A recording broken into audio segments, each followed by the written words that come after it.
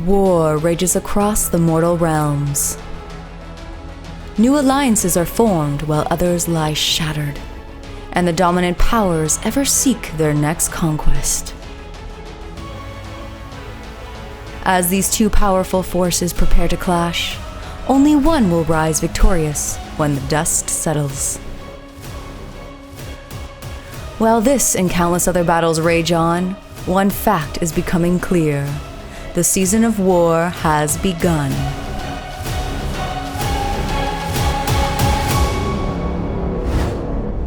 This video is brought to you by the support of our channel members and the FLGS Partners, Warfire Minis, and X-Planet. Hello and welcome to Season of War! Tonight we are excited to bring you another game of Age of Sigmar, the long-awaited new Battletome, return of Seraphon. They're here, boys and girls. And they're here. We're all so excited for it. Another book, here we go. But in reality, we actually are excited. New Battletome, lots to unpack. Yes. Lots the same, lots has changed. Yes. Units gone, new units here, Yep. A lot of good stuff. We're going to be a bit before we get some of the newer units. Yes. But well, the full range obviously isn't released. Light with Slaves to Darkness. We got the early box, which we did get thanks to GW. We did get an early copy of it. Yep. Haven't had a chance to do anything up yet with, again, so many new Battletomes lately. Yes. But we are excited to get some of the new units out and even more to come. For sure, yep. And mentioning that, do obviously want to give the shout out to Games Workshop and the heads up that they did send us an early release copy so that we could get these games in early. We're a little late on this one, but a week late, but a week late on our Seraphon week, but we just came off the back of a GT and 6 other weeks of new releases. So, so we're excited for this game. The mission we're playing is Jaws of Galat. Yep. We got 5 objectives. Rather than activating them each round, one of them gets burned by whoever's going second in the battle round. Yeah. And that's about it for the mission. Hold 1, 2 more, battle tactics, all that kind of normal stuff. And otherwise, Ridge, I think we can just jump into lists. Yeah, so this is the first thing we're going to try out. It's going to be a Starborn list. It's going to be lots of summoning, and it's going to be pretty gross, I think. So we got Croak. He's back, just an amazing piece in the new book. The general's going to be a Slan. He's got the command trait that lets him get 2 CCP when he casts, dispels, or unbinds, so just absolutely insane. Yep. And then he's got the artifact that lets him bring a unit in from 7 instead of a 9. And Jaina loves that artifact. And then we got the Skink Starseer. Awesome. He's got an extra spell, so he casts twice now. He's got the Speed of Haunchy spell, so allows a hero phase move into a Skink unit. And then we got the Astrolith Bear, because you don't leave home without him, especially in these lists now. Yep. Adding 6 inches to range and +1 to cast still. So he's still amazing. He's actually got the Arcane Tome, because I did an extra artifact. And some of the Skink ones are okay, but just, I don't know, didn't feel... Extra cast. Another cast for another summoning point. Yes. So it's going to be the theme of this army and a lot of Starborn lists. So those are the heroes. Then we got a 10 Skinks, 5 Guard, and 5 Guard. Again, to pass off wounds now to any of the heroes. And then 2 units of 3 Rippers. These are kitted as Pterodons, but I wanted to try out the Rippers because they actually do a little bit more damage. So we'll see what they can do. And then 1 Snake Bastillodon, because they're just awesome now. They were good in the old book, but now just flat 2-up save, doesn't bracket, extra 2 wounds. And they wound better now too, so they can do some decent damage. And then I got the Jaws and Cogs, because +3, +4 is better with a reroll. You know, that's just makes sense. Why not? And all of this is in Fangs of Sotek, as nothing is off the board. So as you probably could have imagined. Yep. And then to face off against the new Seraphon Battletome, our channel members on YouTube did vote for me to play the Disciples of Tzeentch tonight. Yeah. So I got the host Duplicitous out here. A big pack of 20 horrors that may or may not get bridged across the battlefield to tie Ridge up. Hopefully with a 5-up board. Yes, gross. Yeah, so we'll see if that can go off. Obviously it's a little harder to do against the strong magic, but we both will be able to do some magic disruption. Yes. Be a magic off for sure with that. Yeah, we had Techless and Nagash go head-to-head. Now we're having Croak and Kairos go head-to-head. So we'll have to have the winner face I guess Nagash won technically. Yeah, he did. Though we're narrative players now, essentially. Yes. But otherwise in the list, I do have Kairos. I have a Daunt Summoner. We have the model with him on disc here, but it's actually, we're using in our list, it's the on foot. So you'll just using him because we don't have the on foot one painted yet. Yeah. And the Daunt Summoner is the general. He's got the command trait to give me 3 summoning points at the start of the game, basically. Nice, yeah. And then the artifact to recycle my Destiny dice a little more efficiently. Nice. Yep, on a 5. Yep. Then I have the blue scribes here for the auto cast and knowing the whole spell lore, which actually both my heroes will, the little guys. And then I already mentioned the 20 block of pink horrors. Yes. Totally casual and friendly. I then, to fill out my battle line, have 2 units of Arcanites and also 2 units of Screamers, though they're not battle line here. And because I'm Tzeentch, I also have 3 endless spells. Similar to Ridge, I got Chronomantic Cogs. I then also have the Soul Stream Bridge and the Tzeentch icon thing. The Eye.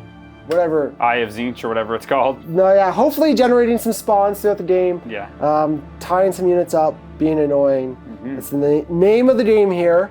It's going to be a lot of fate points as well because I'm going to be casting a lot. So this is just such a weird matchup. It's going to be interesting. Got voted to be the first one to see. Yeah, so it'll be right into the deep end for the Seraphon, but I mean, if they're anything like they were before, we know they'll be a powerhouse. Yeah, lots of hero phase. Yes.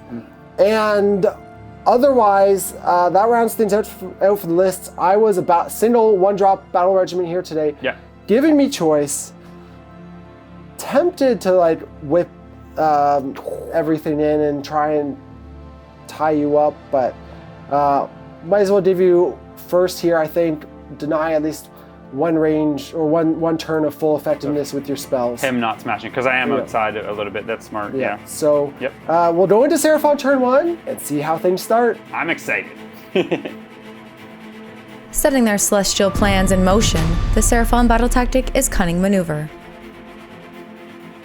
Before the battle, Kairos casts the Burning Sigil of Tzeentch with Arcane Armies.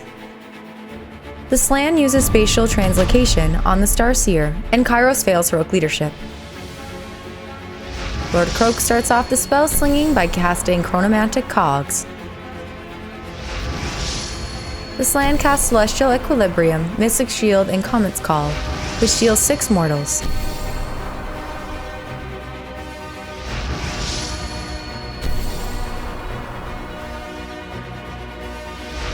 The Starseer casts Ravenak's Gnashing Jaws, but has speed of Hanshi Unbound.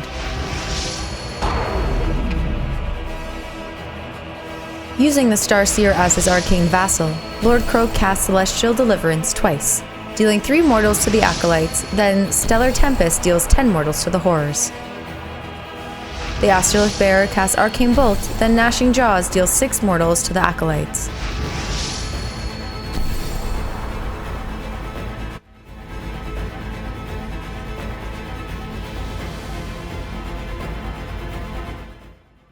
The Skinks use at the double.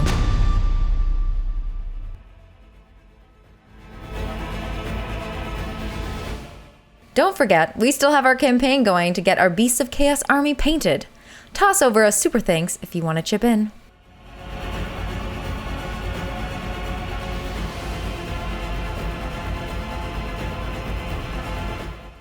The Burning Sigil transforms a skink into a chaos spawn. God, I hate those little buggers. The Bastiladon stomps the spawn, then finishes off in combat. Unleashing a torrent of magic, the Seraphon complete their battle tactic and score 5 points.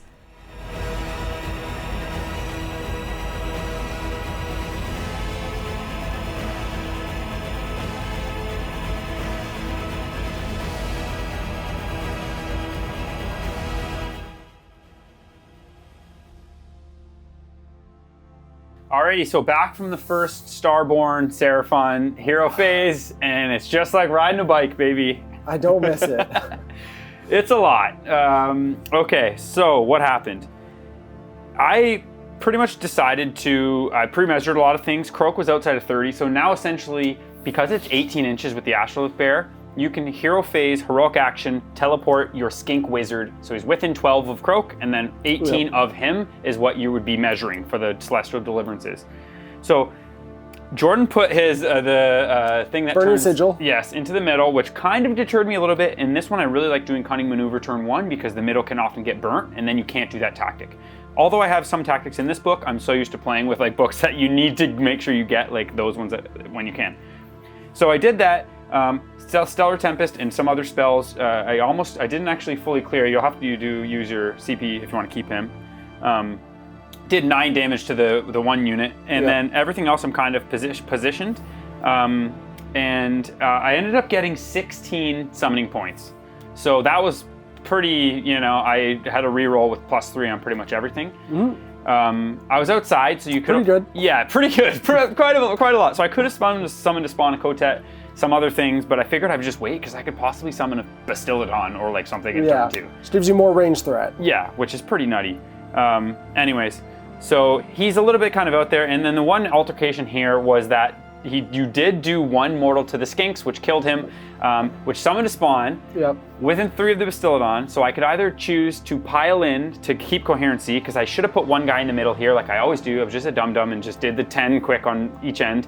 So I had to choose to pile in with the Skinks, but then you could have piled away from the Skinks, and the Bastiladon wouldn't have been able to kill the spawn. So I went with the Bastiladon, killed the spawn, and lost 4 bodies. Short story long, not a great...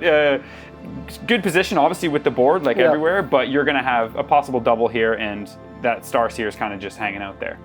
The only other thing I wanted to get Speed of Haunchi on them with the Starseer, but use the one that you could get, because I had to teleport him, so you're within 30. Got the Unbind on it. Yeah, that would have Hero Phase moved them 12, then they would have moved 12, and I think because that was one of my Blot Toad units, the 3 of them probably would have lifted those Acolytes, which would have been spicy, but had to fail 1.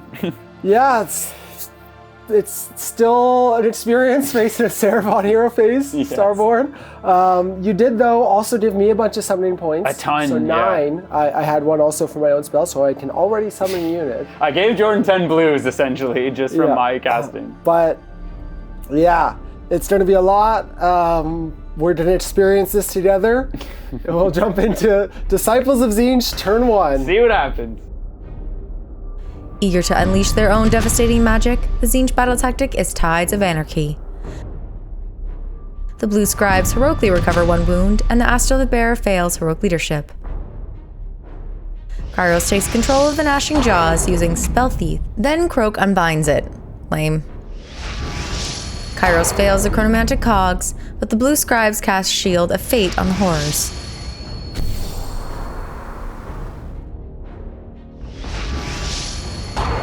The Gaunt Summoner fails Glimpse the Future and has Mystic Shield unbound.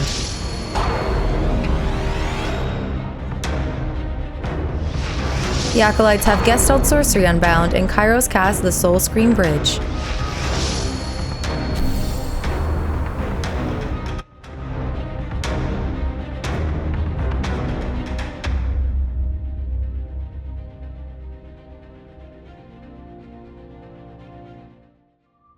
The Skinks redeploy, moving 5 inches. Wait, he doesn't have to spend a CP for that? The Ripperdactyls redeploy, moving 5 inches. Wait, that one was free too?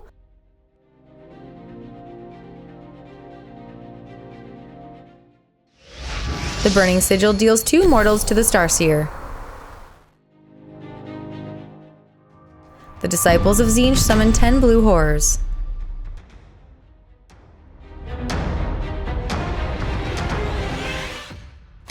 The horrors shoot at the Rippers and deal 5 damage.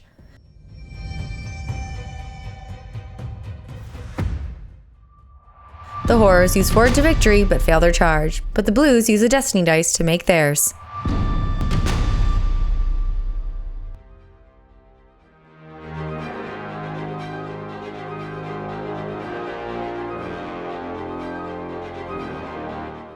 The horrors only manage to kill 1 skink, though the skinks deal no damage in return.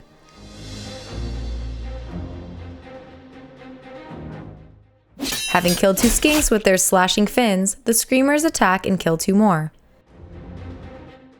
Trying to reclaim control of the battlefield, the Disciples of Tzeentch complete their battle tactic and score 5 points.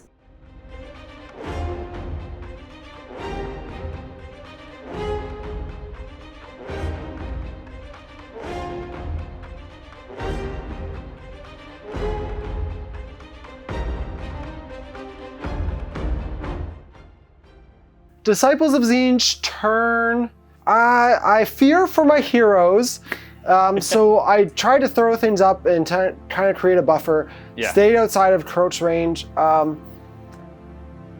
I could have stayed even further back and been more careful for the spells coming from the guy, but I got in range so that with priority, you can start. I can whip some spells into him and take him down, and then it's easier to measure and keep Croak's bubble. Yes. It does mean, which is a downside, that you would be burning an objective, which is obviously my home one, or that one. But yeah, I'm prepared for that. I'm in a position where I can contest 4 objectives right now, so it's not the worst thing. Yep. So I feel comfortable with that.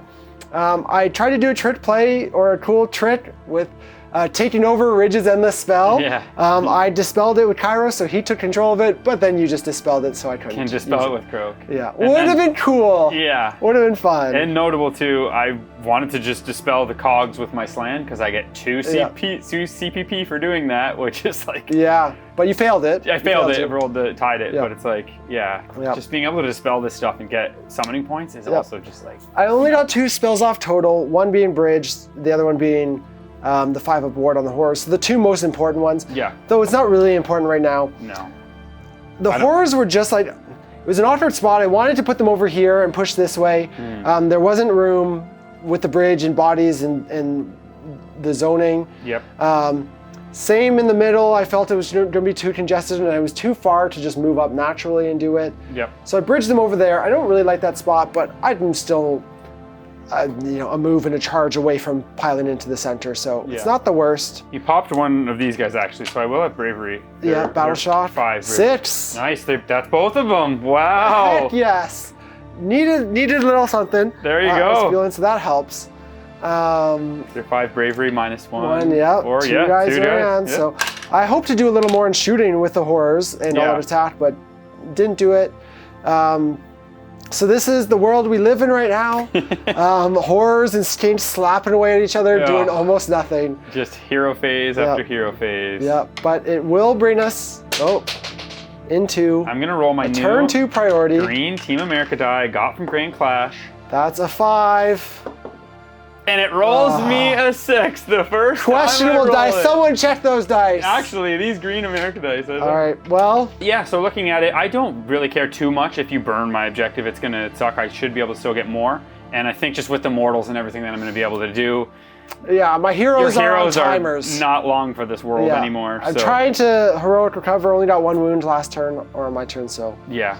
So I'll just take the turn and kill some stuff. Okay, well, we'll jump into it, seeing Seraphon turn 2. Let's go. Looking to cripple their opponent's leadership, the Seraphon battle tactic is Celestial Obliteration. Lord Croak uses spatial translocation on the Starseer, and Kairos heroically recovers 2 wounds. Kairos dispels the cogs, then the Slan miscasts Celestial Equilibrium and takes 2 mortals. Outraged, the Seraphon cleanse the realm, dealing a total of 15 mortal wounds. Yikes. Lord Croak casts Celestial Deliverance Unbound twice, then fails Comet's Call, but the last Celestial Deliverance deals 7 mortal wounds.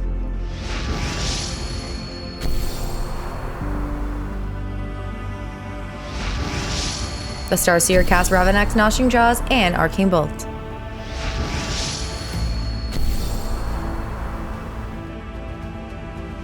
Castleth Bear casts Mystic Shield on the Bastillodon.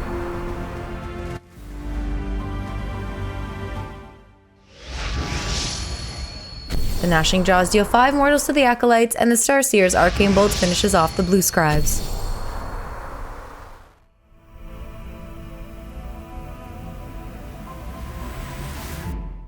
Enjoying our battle reports? Join our YouTube membership to support the channel and get an extra match every week.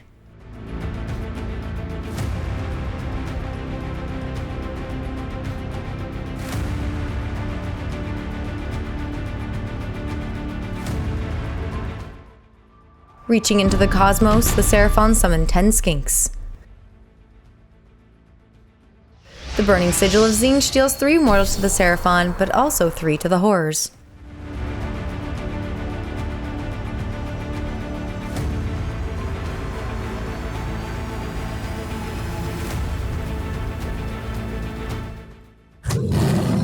Bastiladon fails its roar, and the Rippers fight first, dealing 3 damage to the Acolytes.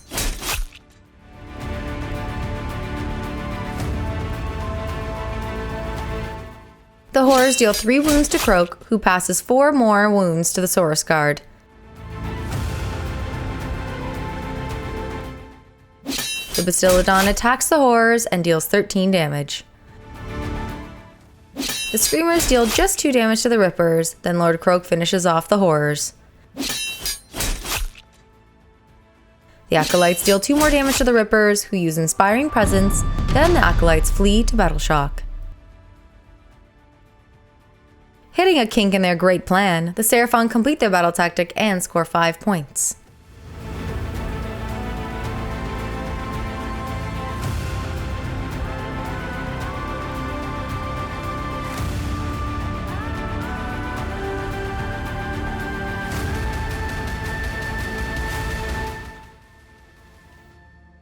Okay, so back from my turn. Didn't really go as planned at the beginning, but Seraphon, so we found a way to make it through. I chose the tactic, which is a new one that you can just kill a unit with a spell or an endless spell. So unbelievably good, having Croak and everything you have. So I kind of realized afterwards as well, what my tactic was, so to kill something with a spell, I did the ability that you can do now with Starborn, where I can, everything that's within 12 of a Celestial node takes 2-up mortals to whatever you roll on the 2-up. So very, very good. Had him in the middle, so I ended up just going for it. Probably wasn't the best play, but I was just like, this is a really cool ability. Good test. Let's check it out. So I teleported Hero Phase, Heroic Action, teleported the Starseer over there again, and then did the 2-up mortals. And then I just kind of realized later that if I would have killed the Blue Scribes with that, I would have failed my tactic. Yeah. So I ended up rolling a 2 for both of them, so I didn't kill him. And rolled a 5 and killed the Dawn Summoner, though. The other one. So good thing I didn't do that in the other order. So yeah, there's that. But then the Slan miscast to start, and then because I dispelled cogs, which is always a key thing against casting armies. So you dispelled cogs in my turn, which is the right way to do it. I rolled the miscast. Then the Croak went on to roll a 3, 3, 4 for his first 2 deliverances, and then I failed. Comment, because that was one of the 3s, which made it a 6 because I'm +3 because I did miscast on Celestial Equilibrium. So it was just like all these things with all this magic was like, magic is still magic. Tzeentch, take it over. Yeah, as we always say, magic is still magic. Anything can happen when that happens. So I was scrambling. I ended up rolling Jaws with the Starseer, and then I had a bit of redundancy. You didn't roll great, but I didn't get the Unbind, and I don't have the Destiny dice to... I think I only rolled a 6 or a 7, but yeah, you didn't. Thank God, failed it, which then let me cast Arcane Bolt, knowing that no matter what I could kill the Blue Scribes with the Arcane Bolt. I rolled the big 13 and went over here with it. Yep. And then, popped him off, so I got my tactic at the end of all that mess. And then everything else I knew I was just kind of pushing towards the middle, keeping the guard within 3 of Croak. Funny enough, I did take 3 damage because I decided Jordan had a really amazing interaction because I'm a dum-dum and forgot to dispel the frigging stupid spawn making thing. Your spells are valuable though, so there's that. Yes. But the Simulacrum, first of all, I was hoping between your skink or either the Saurus, one was wounded, the other one, there are 2 wounds. Yes. I needed to kill one of them, and I would tie up most of your units from charging in. I couldn't charge, yes, which would have been crazy good. Would have been, depending on where I allocated. So I ended up just taking the ward save on Croak from the Ashlith instead of that. Because he was the only one that took any damage. Yes. Besides my own horse. Realizing now, too, that I could have done the 2-ups with Starseer for a ward save. There's a way to do it from him. There's a couple other things that possibly I could have done as well. Yeah. But anyway, so yeah, thank God I took 3 damage on Croak. So if I rolled He's gonna die here. If I rolled 666, it was meant to be, and Croak just dies. No. And I don't even come close to it. Boring. But everything else, I'm kind of in the middle, centralized, just leaving them alone. This is actually gone, so we can grab that in your turn. But other than that, everything, like I said, everything kind of worked out. But also, very summoned cheeky play with the 10 skinks. So using the abilities and the summoning, got lots of conjuration points. Yeah, so good. And I actually could have I think they're outside 9 because you're just outside the 3, but they could have came in outside 7 if you were on the 3. Yeah, and you think you could have had 6 more conjuration points just from your Slan. Yes. Not to mention the 3 others you missed from Croak not, getting unbound. Exactly. So I should have been at a crazy amount, but that, again, magic stuff can happen like that. But this is showing, even in a bad situation, all the stuff you got to do, right? Yeah, I was still able to do pretty much everything I needed. And just summoning 10 skinks around the board is still just so strong. Yep. So yeah, it all worked out. And now we got to dispel some stuff, and Jordan's going to get a turn here. Yes, sir. I will. And yeah, with that, we can just jump into Disciples of Tzeentch, turn 2. Sounds good. Aiming to capitalize on their foe's blunder, the Tzeentch battle tactic is eye for an eye. Kairos heroically recovers 1 wound, while the Starseer fails heroic recovery. Kairos fails to dispel the Gnashing Jaws, while the Slan dispels the Burning Sigil and Starseer dispels Soulscream Bridge. Kairos' Infernal Gateway kills the Starseer, then Bolt of Tzeentch finishes off the Rippers.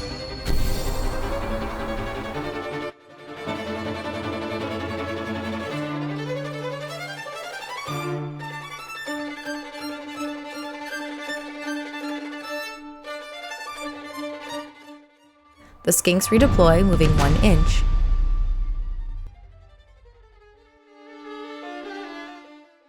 The Saurus Guard redeploy 1 inch. Oh, they actually had to pay for this one?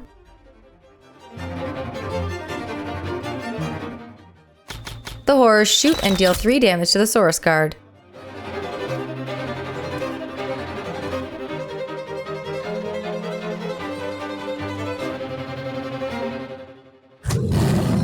Kairos stomps the Skinks, then the Bastiladon fails its roar.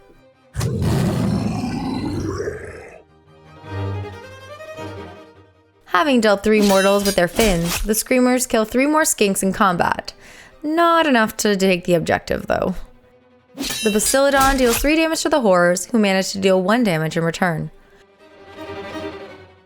Kairos kills 4 Skinks, and the Survivor deals no damage, nor do those attacking the Screamers.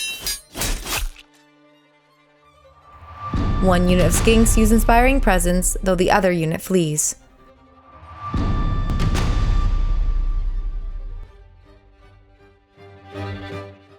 Trying to overwhelm the opposing force, the Disciples of Tzeentch complete their battle tactic and score 4 points.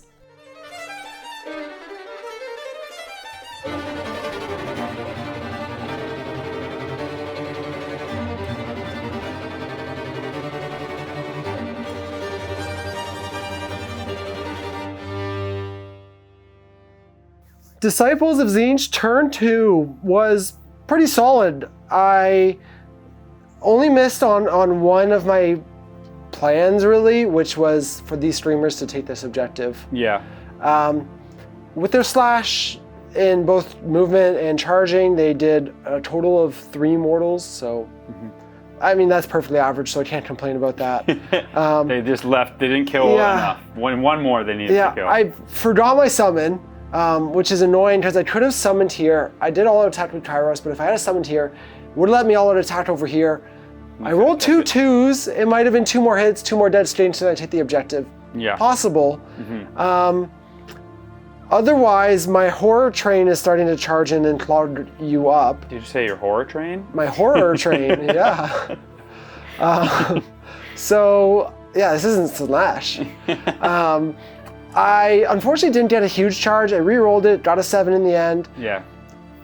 I didn't want to tag Croak, but I would have loved to tie up some of your other pieces. Yeah, just so they can't run around and do stuff. Exactly. But you have ways around it anyways. But I am, scoring all right. Again, 1 point down now that I didn't flip this objective. So it is what it is. But again, fighting on all the points. So yeah, you gotta like board presence wise, I'm still with it. Big time, yeah. Yep. And obviously sniped the Starseer down. Yeah. Did a bunch of mortals and took out the other Ripper unit as well, freeing up the Screamers. So yeah, that was your spells were perfect, and I was rolling double 1 and 3 for my own bind, so just all in. Yeah, not a bad turn at all. Yeah, it was good. Would love to. I'm again at this point. I don't mind if I win priority. I don't mind you burning an objective because I'm kind of competing on them all now. Yeah. My Destiny dice have been largely useless. Atrocious. Kairos has brought 3 1s back, or 2 1s back. Yeah, like didn't roll any 6s to start. Yeah, It was pretty rough. So, yeah, not the hottest there, but that'll send us into priority. Yeah. Round 3 coming up. Round 3, fight. That's a 3. And I rolled a 5 with the old casino die. Yes, sir. This one's so interesting because when you go second, like the burning objective is so important. But I think in this situation, I still need to take the turn to just delete the unit. And then possibly do something to Kairos so that you just have the one giant horror unit. So yeah, I'm gonna take the turn. Sounds good. And with that, we can jump into Seraphon, turn 3. Let's do it. Again on the offensive, the Seraphon battle tactic is eye for an eye. The Slann used spatial translocation on Croak, and Kairos heroically recovers 1 wound. Kairos fails to dispel the gnashing jaws, then the Realm Shaper deals 2 mortals to the Screamers. The Slann cast Chronomantic Cogs, Arcane Bolt, and Comet's Call, which deals 4 mortals.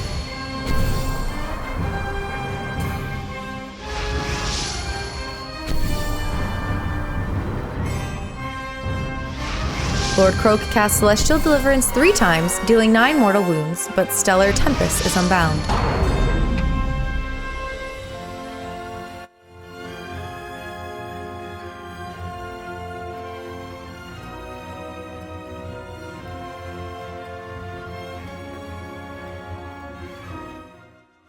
The Seraphon bathe in Azure Light, recovering 2 Skinks and 3 Saurus Guard.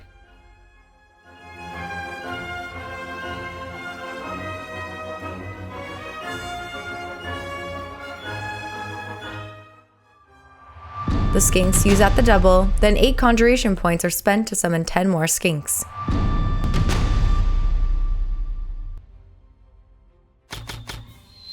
The Skinks deal 1 damage to Kairos, then use Forward to Victory and make their charge. The Bastiladon fails its stomp while Kairos deals 2 mortals with his. The Skinks deal just 1 damage to Kairos and only suffer 4 casualties when he later hits back. The Horrors deal 2 damage to the Saurus Guard, then take 6 wounds from the Bastiladon and another 5 from the Guard. Using every tool in the pursuit of victory, the Seraphon complete their battle tactic and score 5 points. All right, so back from Seraphon turn, my goal was achieved. Got lucky. The Skinks survived, baby. That's doing what they need to do. There was a couple things rolling through my head of what I wanted to do. I was thinking about taking this point here, because I still could summon outside 7. So I would have had to heroically move my Slann over here, summon 10 Skinks outside of 7, which I could have done, and then tried to leave. The only thing is I can't retreat. So I have to stay there and do whatever the Bastiladon and the Saurus Guard's damage is going to be. So no matter what, I'm going to be doing damage. So I'm teetering on this, like, do I leave the Horrors alone, or do I do as much damage as I can? So here, I didn't at first, but then I was like, okay, no, I'm going to do as much. Then I'm like, if I Stellar Tempest them, that will be insane. So my very last spell, Jordan left 1 single unbind left. I rolled in the 11. 8 plus 3, I think, 11. And you just needed 1 of your 6 with Kairos, and you rolled the 1/6. So Kairos unbound the Stellar Tempest, which was big. And then now everything is kind of just, I'm putting everything on the point. And the big play was summoning 10 Skinks, knowing I was going to charge in, knowing Kairos is a coward and not good in combat.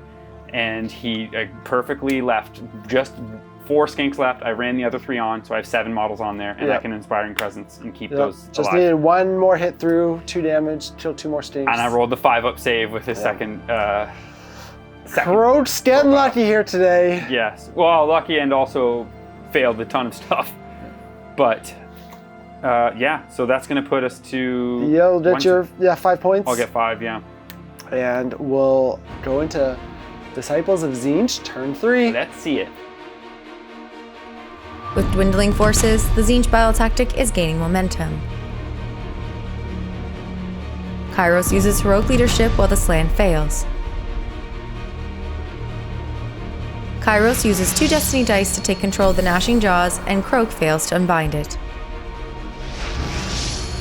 Kairos' Infernal Gateway kills 4 Skinks, and Bolt of Tzeentch deals 4 mortal wounds to the Bastiladon. Turned upon their caster, the Gnashing Jaws finishes off the Bastiladon. That's pretty epic. With boundless magic flowing in the battlefield, the Disciples of Tzeentch are able to summon a unit of pink horrors.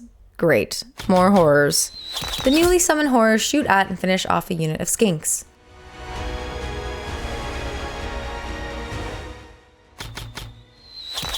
The pink horrors deal 1 wound to the guard in shooting, then 1 more in combat.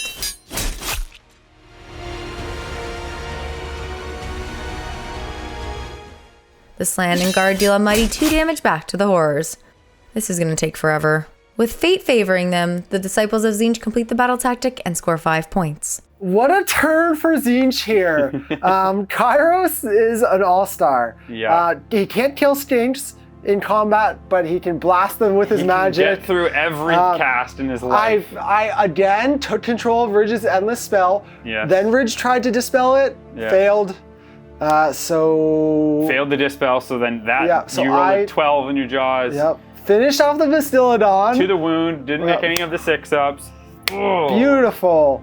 I was actually thinking I was going to retreat out of combat, set up to give away the turn, hopefully burn Ridge's objective, sit on those 2 with all the horrors. But as soon as the Bastiladon went down, kind of was in a spot where I can sit on and hold all 3 objectives just as effectively. These horrors have turned out to be the bane of my existence. Yep. Especially the no retreating is like, ugh. Oh yeah, and speaking of horrors, there are 10 more pink ones reinforcing my objective. Yep. Thanks to all those summoning points, Ridge has been helping me accrue. Yeah, that's been I was at 18, I got 2 more on my turn just to do that, but honestly, perfect turn. Couldn't have asked, everything.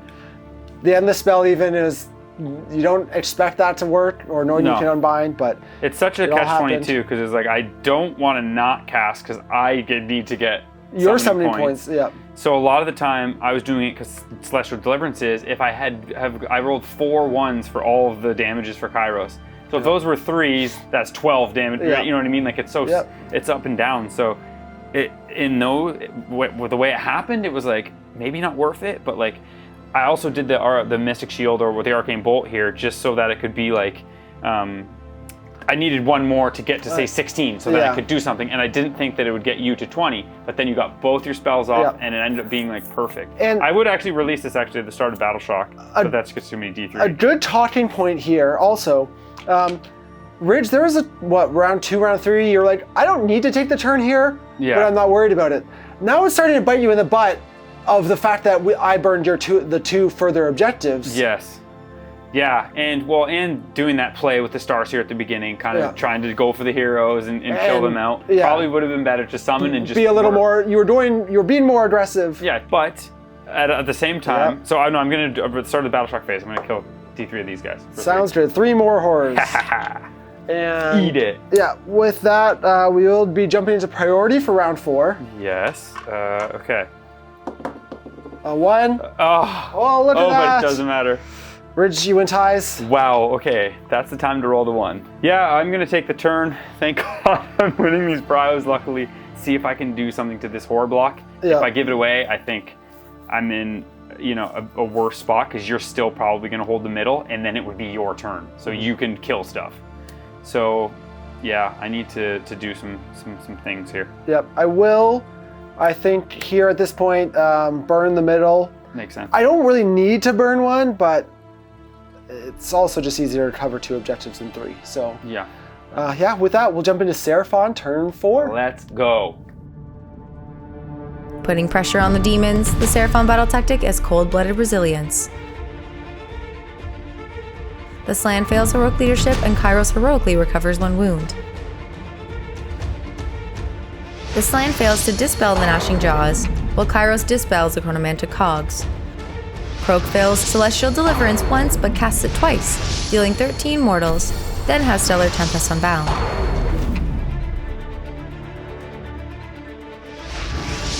The Slan has Comet's Call Unbound, then casts Arcane Bolt.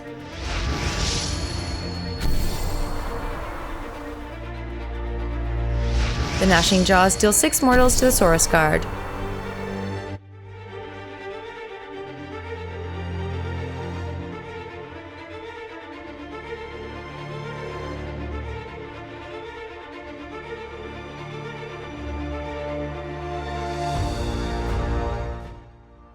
Conjuring more reinforcements, the Seraphon summon 3 Ripperdactyls. The horrors unleash hell, dealing just 1 wound, but Kairos finishes off a Ripper with his stomp.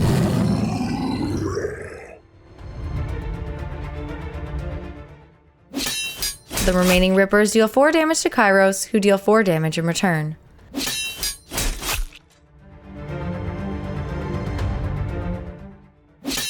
The horrors deal no damage, but the Seraphon units deal a combined 13 to them.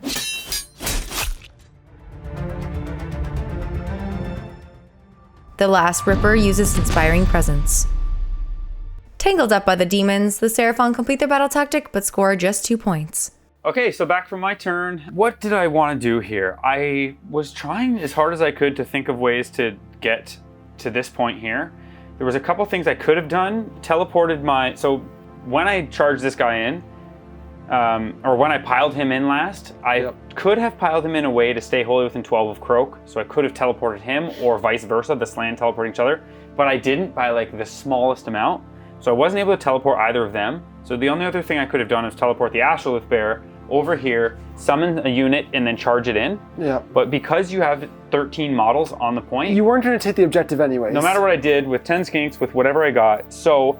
If I would have teleported him out, that would have lost the 6 inches of range on Croak, so I wouldn't have been able to do the deliverances and try to at least kill. Which he's on his bottom bracket now. Yeah, so had I rolled a little bit better or killed him or not failed one of my deliverances, or you unbind one of them, or the biggest one is that you unbound again the Stellar Tempest. Yep. God, just has Kairos, just if you roll a 6, it's a 13, and it's just like... so good. It's ridiculously good. So I haven't got lucky with any of those.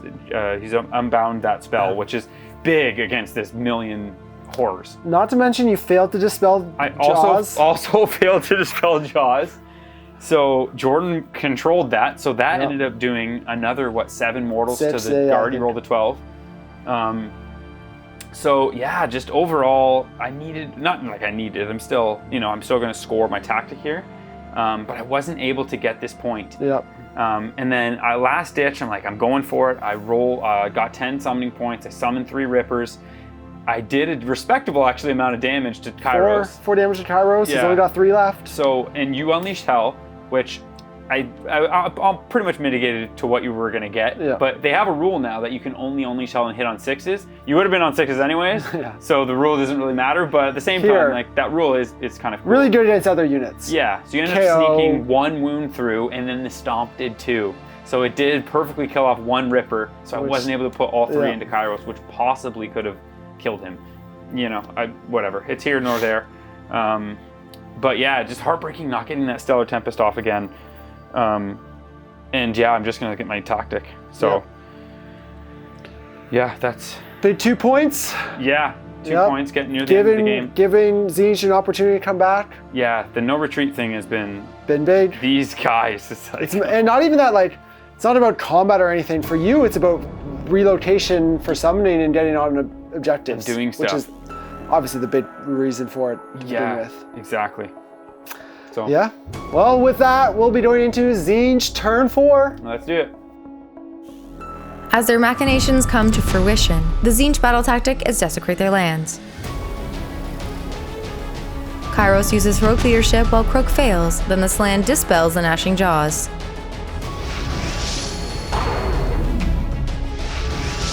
Kairos fails Infernal Gateway, but casts Burning Sigil, then Mystic Shield.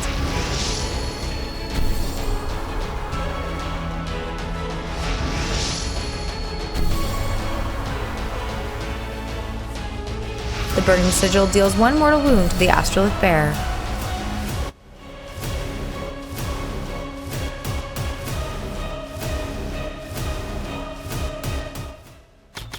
The horrors shoot at and kill the last Ripper. Realizing their ambition, the Disciples of Tzeentch complete their battle tactic and score 5 points. Tzeentch turn 4. Got my battle tactic, got my points, so sneaking the little lead here, though I don't know that retreating out, it got me my tactic. Don't know that, I don't feel great about it and leaving all that stuff free. Play if I try out. But 2 objectives here, got them both. Yeah, it's going to be tough I think either way. Final minutes, basically. Yeah. It's coming down to it. We're like thinking about turn 5, and there's just too many factors that could be affected here. With getting tactics, not getting tactics, but also the big thing about this one was because if you go second, if you lose prio, I have to go if I win prio. So then you know you're gonna burn, like you can burn one and then you're still in a good spot. So it's like there's always that with Jaws. That's why it's such a good mission. Yeah, it's like it is a great mission. It's a great mission because if you go second, made for a good game here. Yeah. Coming down to it, round 5 priority. What are you rolling? I still got the Warpfire. You're just doing the normal Warpfire. This is a big one. Yep. I haven't lost one today. So do I go back to Team America? No, I can't. We're going Harambe's Heroes, baby. Let's do it. The Gorilla for you, Gavin. That's a 3. That's a 5. Let's go. All right, Ridge. Wow. Been somehow luckily getting these. Yeah, I obviously have to go because if I give you turn, then I lose. Sounds good. And we'll jump into Seraphon, turn 5. One last chance. Let's go. Hoping for a miracle, the Seraphon battle tactic is desecrate their lands, while the northwest objective is burned. The Slan uses spatial translocation on the Lord Croak, and Kairos heroically recovers 3 wounds. The Slan dispels the burning sigil, then Astrolith Bear has chronomantic cogs and bound.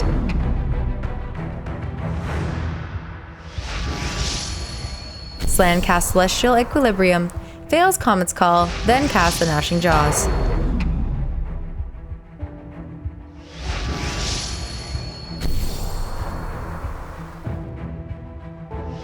Croak casts Celestial Deliverance 3 times and takes down Kairos. Then Stellar Tempest cripples the Horrors.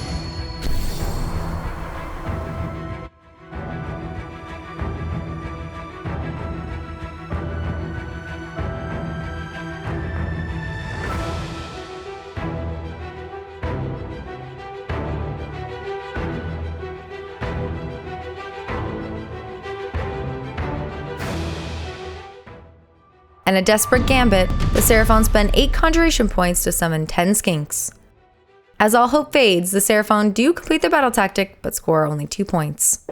Alrighty, so back from my turn, I did absolutely everything I could. Just literally a little bit too little too late, just because of Stellar Tempest absolutely ripping through these guys. Especially with Ravnex as well. It took down Kairos like... So here, we didn't actually roll at the combat. As long as you do 1 or 2 damage, the rest of the unit's fleeing. So didn't really... 13 plus D6 are running right now. And I can use a 1 for Destiny Dice. But there are 14, I think. Exactly. Right? Exactly. So both of these need to go 1. 1 damage. Yeah, exactly. So... Which means I'm going to get my Grand Strat, because I'm trying to do the Seraphon one, which we like to do. The only actually decent one in the book now is not have something within 12 of your ROM Shaper. Yep. Which, for lists like this, obviously, yes, take what's theirs is better. I can summon skinks, teleport them. I do think it's actually viable. Yeah. Because of the nature of Seraphon, right? You're a castle army. Yeah. You want stuff that come close to you so you can do mortal wounds. Yeah, just in general, I mean, like, it's pretty good. It's not like it's terrible. I'm not saying it's bad, but I still think, having the little units around, take what's theirs is just so good for things that can, run and things like that. But anyways, so at the end of all of this is going to be gone, so I'm going to get my Grand Strat. Jordan has one, the Tzeentch one, so he's obviously going to get his. Check mark. But I just am not, because the most annoying thing is that it's coming down to you having those. Well, 10 somebody of these pinks was huge. Massive, because if you didn't have the 20 points, and I think I cast an Arcane Bolt or Mystic Shield, whatever, so you had 18 and you got both your spells with Kairos, getting you exactly 20 to make the 10 pinks, then I might have been able to do some damage against the blues or you know. Yeah. But even that, I don't think I can do enough damage late game, where I'm going to have 12 bodies on this point. I just can't take that point from you. So I can get my Desecrate here, which I'm going to get, but I'm not going to hold any primary. So I'll get 2 points for that, and it'll put me to whatever you see on the screen here, which will actually be tied. We'll be tied right now. But then in your turn, you're going to be able to just retreat. Exactly that. So retreat my horrors out. And get 2. Those ones obviously would be dead. You're going to, at this point, you would hold more. No battle tactic achievable for me. The only one I had left was I cast 3 spells and Kairos is dead, so I can't do that. Yep. And you deny the Grand Strat or secure your Grand Strat. Yes. By forcing those horrors to run. Yeah. And again, now if Tzeentch didn't have that ridiculous auto pretty much grand strat as well, this would be a 1-point win, right? Because you're up by 2 right now. So yeah, man. Oh, this was like a crazy game. Yes. But, so coming down to it, we'll both get our grand strats. Yep. Tzeentch sneaking it out by 2 points. Yeah.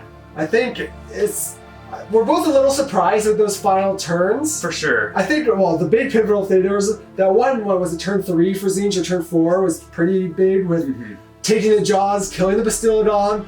We didn't really expect that play to happen. For sure not. And the Bastiladon was like doing 8 wounds a turn, chewing through those horrors, so they would have gone down even quicker, right? Yeah, and just looking back, it's always that same thing for me. It's like, I don't want to kill the horrors, but then it's like, oh no, now I really want to kill them. And it's like, you get in this like meter of like... You want to avoid them, but then... here I didn't want to, obviously, because they're pinks. But yeah, you want to either avoid them fully or put everything you can. Yeah. So that kind of bit me in the butt too. A few little times I should have put more into them. But there's a lot of things throughout the game kind of that could have... I won all the prowess too, so it was like, that's a big one. And that's interesting because... I could have gave... It's enticing because you want to do it, try to get the damage out, clear units, all that kind of normal AOS stuff. Yeah.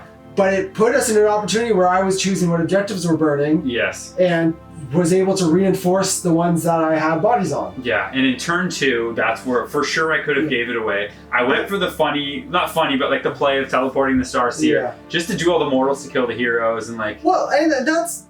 was a good play. You through that killed both my little heroes. For sure. And had Croak actually went off that turn and like done a bunch more, like that's the turn he rolled the 3-4-4, like failed a bunch of spells when he miscast, like all of that happened in the same turn. I'm like, I threw that guy back there and tried to go for like a big play to kind of show off that the 15 cosmic point like ability. Yes. But I don't know. It's like, it's fine. It's it is what it is. Yeah. But it's true though, even if you had a burn mind, I was at a point where I could pressure the 3 objectives across the middle, right? So you were. And I could have potentially, cleared the skinks over here, clear another unit, and also whip those horrors in, and there's almost more pressure. You would have been gummed up massively. Yeah, the 20 ping. Because then we're probably gummed up that stuck here in the middle, and I'm controlling it, and I can't retreat. So yeah, exactly that too. Very interesting. And then just you getting all the summoning points. It's like, it's a funny one. Like this is like one of the matchups like this with. Yeah, it's the same kind of thing. Our members wanted to see the casting engines with summoning go head to head. I'm not surprised at all that everyone voted for Tzeentch to watch this madness. Yeah. Kairos went down in the end, but all according to Tzeentch's plan. Yes. Too late. I was really hoping, like, you just pop. I rolled 1 for the first 4 D3s, and it was just like, if those are 3s, like he's going down. I could have summoned like some chameleon skinks and just popped him on, kill him. That's the nature of it. You got the D3s at the end to take him down. Just even taking him down there was big too. Yeah, and it is gross how much, like... 3D3 and you roll 3 3s. Yeah. 9 mortals in the hero phase is painful. Yeah, or even just that 2 up, like doing 6, rolling the big 6 mortal wounds. Like, there's so many ways in this book now to do just mortal wounds at range. It's just absolutely ridiculous.